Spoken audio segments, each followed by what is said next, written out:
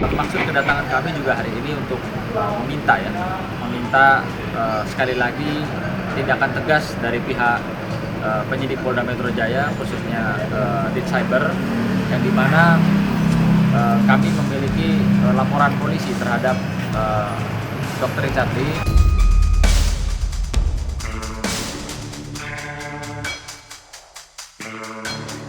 Penistaan agama. Jadi ada dua laporan penistaan agama yang pernah saya laporkan nih. Itu dari 2023.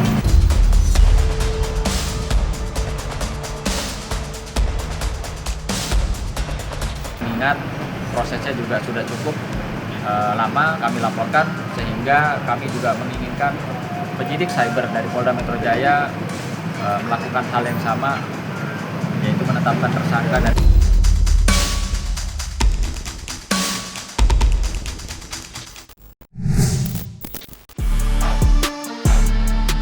Meski telah resmi mendekam sebagai tahanan di Polda Metro Jaya, polemik hukum yang menjerat dokter spesialis kecantikan Richard Lee tampaknya belum juga menemukan titik akhir. Setelah sebelumnya ditetapkan sebagai tersangka dalam kasus dugaan pelanggaran perlindungan konsumen atas laporan yang dilayangkan oleh Doktiv, kini muncul kembali persoalan lama yang menariknya. Setelah sempat berjalan tanpa kabar selama kurang lebih 3 tahun, kini muncul secercah perkembangan baru. Sunan Kalijaga mengungkapkan bahwa dirinya bersama Herwanto sempat mendapatkan panggilan dari penyidik untuk memberikan keterangan tambahan terkait laporan tersebut.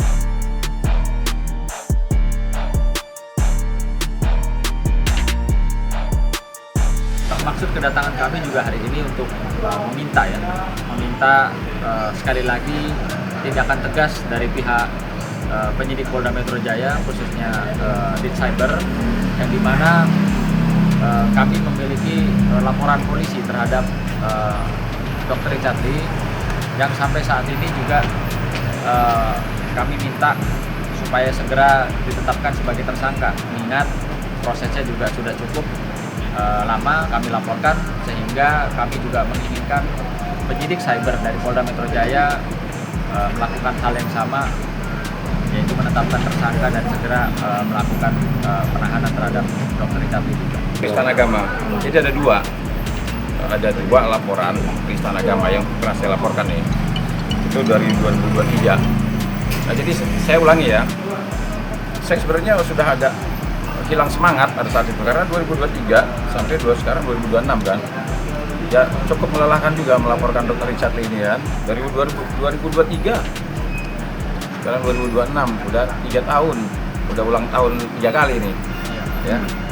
Alhamdulillah, tapi sekarang saya juga tadinya punya prasangka buruk, pikir mungkin penyidik sekedar ngobrol-ngobrol doang. Siapa tahu dengan kemarin dia menghubungi saya, ternyata ya kan kita namanya pelapor boleh dong berdoa supaya ini naik jadi dari penyelidikan naik jadi penyidikan. Siapa tahu kalau saya jadi tersangka laporan ini kan artinya Polda benar-benar pengen membereskan ya semua LP-nya Dr. Richard ini kan.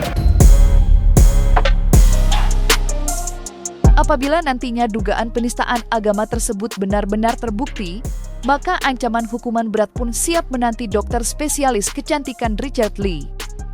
Pasalnya, dalam aturan hukum yang berlaku, pelaku penistaan agama dapat dijerat dengan pidana penjara lebih dari 5 tahun. Kabar ini tentu menjadi perhatian besar, khususnya bagi dua kuasa hukum yang sejak awal melaporkan perkara tersebut, yakni Sunan Kalijaga dan Herwanto. Selama ini, keduanya diketahui terus memantau perkembangan laporan yang telah mereka ajukan di Polda Metro Jaya sejak tahun 2023 silam. Bahkan bagi Sunan Kalijaga dan Herwanto, proses hukum ini sudah lama dinantikan kejelasannya.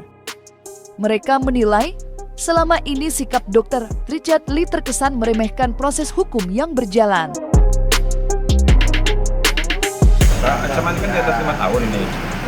Ancaman di atas 5 tahun dan juga begini ya, banyak perkara-perkara pidana yang sebenarnya di SPK itu tidak bisa diterima.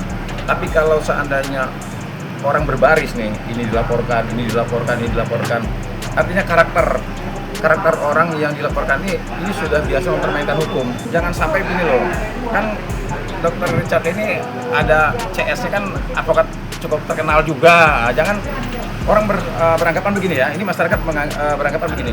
Wah mungkin karena kan dia sekarang berteman sama advokat yang terkenal itu, mungkin dia bisa mempermainkan hukum. Iya, justru itulah yang menandakan, yang membuktikan bahwa dia pribadi, personal itu bisa dikatakan meremehkan ya, meremehkan hukum. Ya. Jadi bukan opini publik saja, tapi ternyata ya memang itulah pribadi dia, perilaku dia, sehingga ketegasan Polda Metro Jaya untuk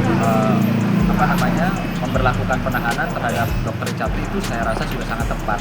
Karena kalau tidak, nanti orang seperti ini akan menjadi contoh. Di tengah ramainya persoalan hukum yang menjerat dokter kecantikan Richard Lee, muncul pula isu lain yang tak kalah menghebohkan jagat media sosial. Dugaan penistaan agama yang menyeret namanya sempat menjadi perbincangan luas setelah pernyataan kontroversial dari Doktif kembali viral di internet. Dalam pernyataannya, Doktif sempat menyinggung soal status mualaf yang sebelumnya diumumkan oleh Dr. Richard Lee. Ia bahkan secara terang-terangan mempertanyakan kesungguhan sang dokter dalam memeluk agama Islam. Menurutnya, keputusan tersebut diduga hanya sekadar upaya membangun citra di hadapan publik. Lebih lanjut, Doktif juga mengklaim memiliki sejumlah pengamatan selama Dr. Richard Lee menjalani masa penahanan. Ia menyebut tidak pernah melihat sang dokter menjalankan beberapa kewajiban dalam syariat Islam, termasuk menjalankan ibadah puasa. Jadi di dalam, saudara tersangka DRL tidak pernah melakukan puasa, tidak pernah melakukan sholat, ya. Sementara Kohani merasa bersalah karena Kohanilah yang mengeluarkan surat mu'alaf. Dan dalam waktu dekat, karena namanya sudah hancur ya, saudara tersangka DRL, maka istrinya DRE juga akan melakukan tindakan dugaan penistaan agama. Tadi Kohani ingin mengunjungi tersangka DRL di dalam tahti Polda Metro Jaya, ya. Dan ternyata beliau ingin menengok dengan membawakan Al-Quran. Ya, jadi berharap DRL ini bisa fokus ibadah, fokus membaca Al-Quran. Ya, dan ternyata tidak jadi untuk ditemui karena akhirnya beliau terbuka pemikirannya bahwa apa yang Doktif omongkan selama ini, tersangka DRL itu melakukan penistaan agama, dibongkar oleh Allah di depan Kohani melalui melalui petugas rutan Polda Metro Jaya. Di tengah panasnya isu dugaan penistaan agama yang menyeret nama dokter kecantikan Richard Lee, polemik lain justru kembali muncul dan memperkeruh keadaan. Sorotan kembali datang dari Doktif yang kali ini tidak hanya membahas perkara yang menjerat dokter Richard Lee, tetapi juga menyinggung sosok sang istri, Reni Effendi. Menurut Doktif, keberadaan Reni Effendi dinilai tidak bisa sepenuhnya dilepaskan dari persoalan hukum yang kini membelit suaminya. Ia bahkan menduga ada sejumlah hal yang seharusnya turut ditelusuri lebih dalam oleh aparat penegak hukum. Atas dasar itulah, Doktif secara terbuka meminta penyidik di Polda Metro Jaya untuk melakukan pengembangan lebih lanjut terhadap laporan yang telah ia ajukan sebelumnya. Ia berharap proses penyelidikan tidak hanya berhenti pada satu pihak saja, melainkan juga menelusuri kemungkinan adanya pihak lain yang berkaitan. Tak tanggung-tanggung, Doktif bahkan mendorong agar penyidik turut mempertimbangkan penerapan pasal tindak pidana pencucian uang atau TPPU dalam pengembangan kasus tersebut. Karena memang lucunya nih guys, jadi gini. Sebelum naik sidik, sebelum kasus ini berkembang, semua penjualan produk-produk DNA Salmon, White Tomato, stem cell, atau yang di kliniknya itu masuk ke rekening DRE, istri dari DRL. Ya, masuk. Nah, setelah menjadi naik sidik dan besar kasusnya, rekening ini dirubah menjadi rekening CV. Ya, jadi di situ diduga emang ada upaya untuk menyembunyikan. Ya, jadi di situ sebenarnya TPPU-nya udah kelihatan lebih jelas sih sebenarnya. Betul, sudah mulai terkuak, betul. Dan insya Allah juga dalam waktu dekat DRE juga akan ditetapkan menjadi tersangka. Dugaan yang dilontarkan Doktif terhadap sosok berinisial DRE disebut berawal dari temuannya terkait pola perputaran uang yang menurutnya terlihat tidak biasa. Ia mengaku mulai menaruh curiga setelah mencermati aliran dana dari bisnis produk maupun operasional klinik yang berkaitan dengan pihak tersebut. Doktif pun mengungkapkan, kejanggalan itu sebenarnya sudah ia perhatikan jauh sebelum perkara ini resmi masuk ke tahap penyidikan.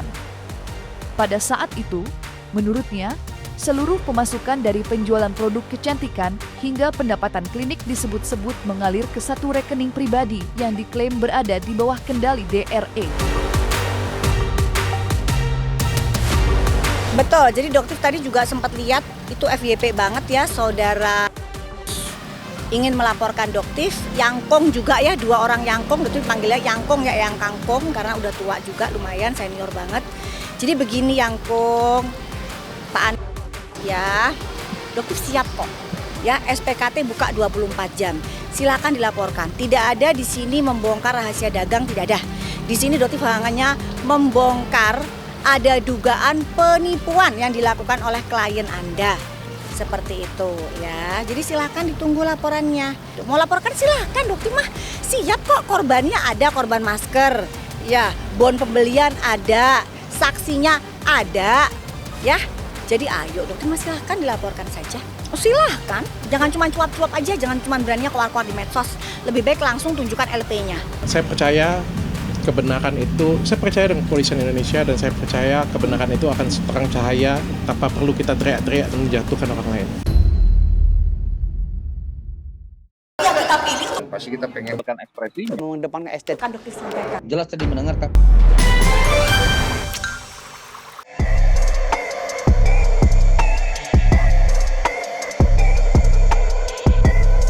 Dan jangan lupa untuk like, subscribe dan juga share channel YouTube Cumi Cumi.